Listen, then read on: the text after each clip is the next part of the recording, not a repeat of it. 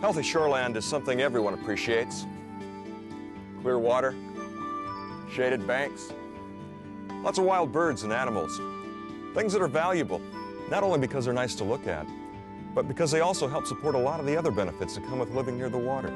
Things like great fishing, recreation, and good property values. But healthy shoreland is also an easy thing to take for granted. And these days, our great attraction to living on or near the shore is putting a lot of stresses on the land and water. Stresses that have the potential to destroy the very things we value most about places like this. You might say that in many ways we're loving our shoreland to death, but it doesn't have to be like this.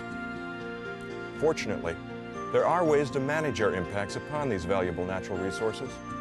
And by knowing and adopting a few sound practices for keeping our shores, we can enjoy all the things that a healthy shoreland has to offer, now and in the future.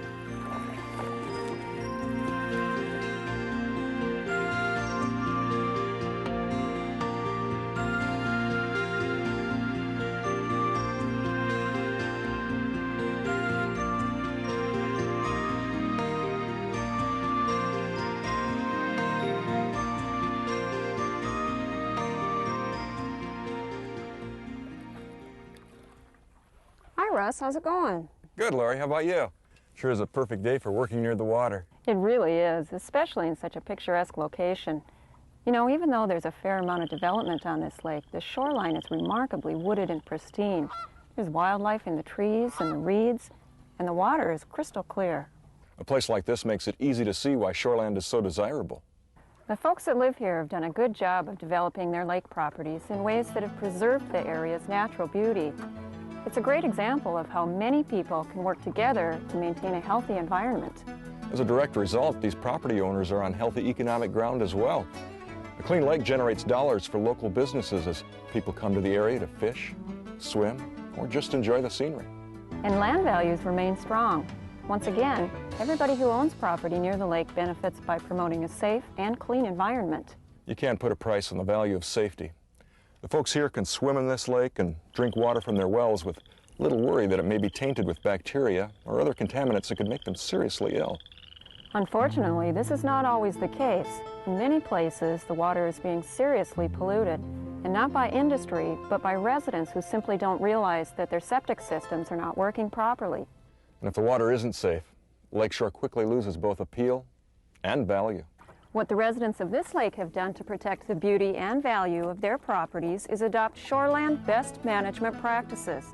Best management practices, often referred to as BMPs, are things everyone can do to reduce their impact upon the environment. Actions such as clearing brush, not maintaining a septic system, or fertilizing a lawn can have profoundly negative effects upon a shoreland environment. Best management practices offer preferred methods for managing shoreland that will help preserve the valuable aspects of the natural resources. Landscaping, septic systems, lawn care, there are obviously a multitude of different concerns that must be addressed by BMPs. A number of local, state, and federal agencies have worked together to gather and organize this information into a single resource, the Shoreland Best Management Practices Packet. The packet contains a series of easy-to-understand fact sheets that have been designed to help property owners with various aspects of shoreland development and maintenance. Regardless of the topic, the goal of all shoreland BMPs is the same: protecting the common resource, the water. Within a watershed, problems that affect water quality are shared and influenced by every resident. For a good explanation of why this is so, I consulted an expert in this field. A watershed is like a large bowl of land that drains down into a common collecting basin, in this case into the lake. Usually a watershed is defined by areas of high land around the lake, and it might include drainage from upstream lakes or from rivers. In the spring, when the snow melts or when it rains in the watershed, the water and everything it carries with it, sediment, nutrients, or other contaminants, all gradually drain down into the lake. Normally, a shoreland environment has a number of natural safeguards in place that filter out the impurities so that they don't reach the lake. A filter strip of plants and trees along the shoreline is a primary line of defense to stabilize the soil and absorb excess nutrients. When that vegetation is cleared or replaced with a less efficient substitute like sand or grass, problems can occur. Without a filter strip, runoff washes sediment into the lake where it can make the water cloudy and the bottom muddy, and it can eventually shorten the life of the lake by making it shallower. Without a buffer of natural vegetation, nutrients can seep into lakes and cause algae bloom and excessive weed growth. This can make the water green and scummy. To make matters worse, nearshore nutrient levels are often compounded when people fertilize their lawns or crops, or when their septic systems don't treat wastewater well enough. Clearly, people need to be aware of the consequences of their actions along shorelines.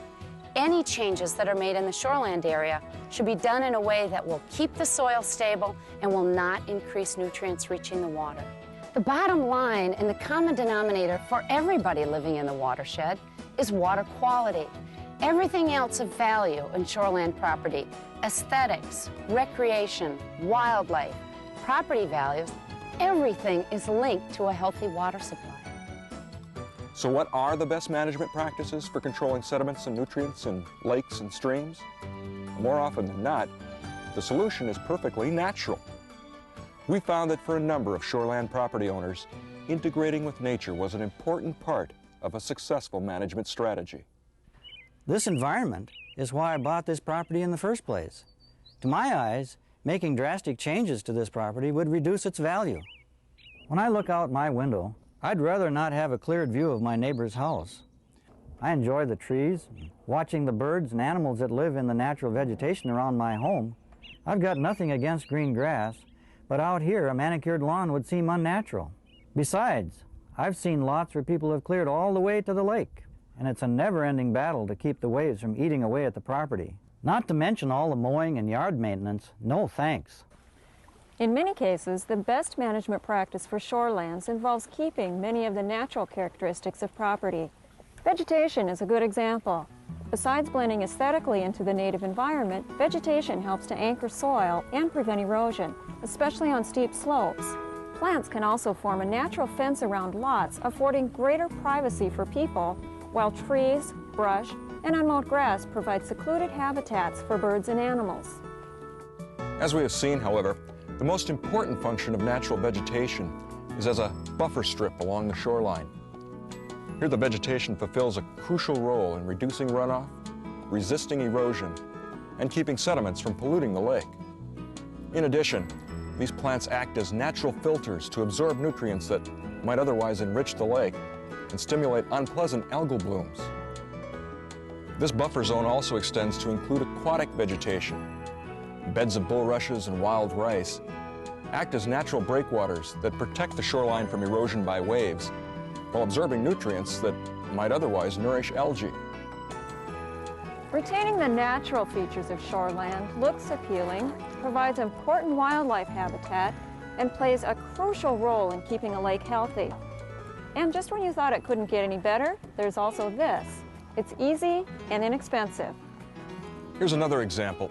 Fertilizers are a common source of nutrients that seriously threaten water quality. For this reason, fertilizers should be avoided near shoreland. In those situations where fertilizers are essential, such as agricultural applications, simple soil testing can reveal which nutrients are missing and should be applied.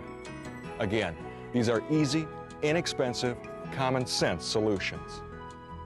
Fertilizers are one cause of nutrient enrichment.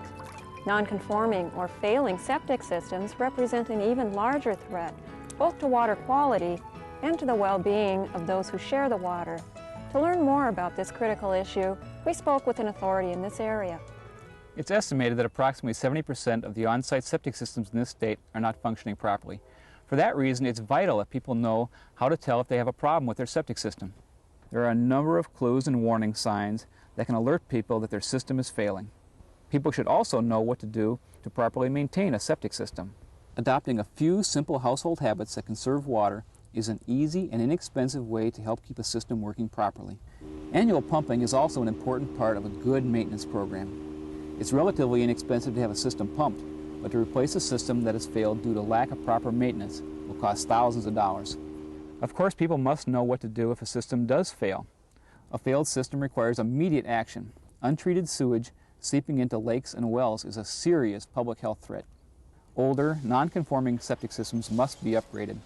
This may cost some money, but to ensure a safe water supply, it's still a value. Finally, people who are developing new lots must understand the importance of not cutting corners. Installing an up-to-date, well-designed system that will be capable of meeting their demands is a sound investment. And they should think ahead. Setting aside a small piece of land for future expansion of the septic system is wise planning, and it costs nothing. These things are just common sense. Development is putting a lot of pressure on shoreline these days, and property owners must realize that unless they're adopting sound management practices right from the start, they're just shooting themselves in the foot. When a lake begins to turn green and ugly, its value, what the property is worth in real dollars, goes right down the toilet. Easy and inexpensive, not cutting corners, wise planning, common sense. Now, these are the principles that define shoreland best management practices. And they can be applied to any number of situations. For example, fueling a boat on the trailer whenever possible will prevent even a small amount of gasoline from spilling into the water. The spread of exotic species is another growing concern that represents a potentially devastating threat to our native fish and to lakes themselves. Best management practices dictate that before moving a boat from one lake to another, a thorough inspection should be performed of boat, motor, and trailer to remove any hitchhiking plants or animals. In addition, water should be drained from bilges, bait buckets, and live wells before leaving the water access. It's easy to make good decisions, especially when those good decisions are also easy. It's even easier when you feel like you're not alone. Lake associations and other organized groups are just one way that concerned people can come together to learn, work, and support one another as a community. This sense of community is a final important element of shoreland best management practices. It's a reminder that it's important to make good management decisions because these actions will affect others. Everyone has a stake in the quality of the watershed, including those who will inherit what we leave behind. Time will be the ultimate judge of how well we have cared for these natural surroundings. Mistakes that we make today can paint a grim picture for future generations. Or we can adopt positive solutions and preserve the valuable, desirable qualities of unspoiled water and shoreland now and in the future. It only makes sense. This environment is why I bought this property in the first place. When a lake begins to turn green and ugly, its value, what the property is worth in real dollars, goes right down the toilet. Everything else of value in shoreland property, aesthetics, recreation, wildlife, property values, the whole quality of life, everything is linked to a healthy water supply.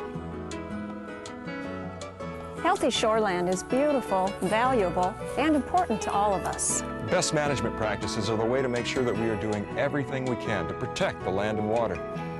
These are common sense, easy to implement solutions. If we each do our part as individuals, we will be successful as a community, and we will ensure that these same resources will be around for years to come. One thing is for sure, when it comes to our shorelands, there's much to keep.